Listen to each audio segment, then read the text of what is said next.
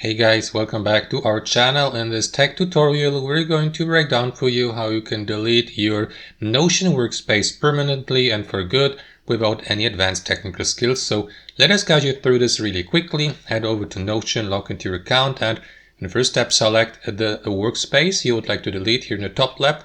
So let me go with this one here for the sake of this tutorial. After that, access the given workspace settings here above where it says Settings. And here in that window, simply head over to the workspace general settings here on the left panel.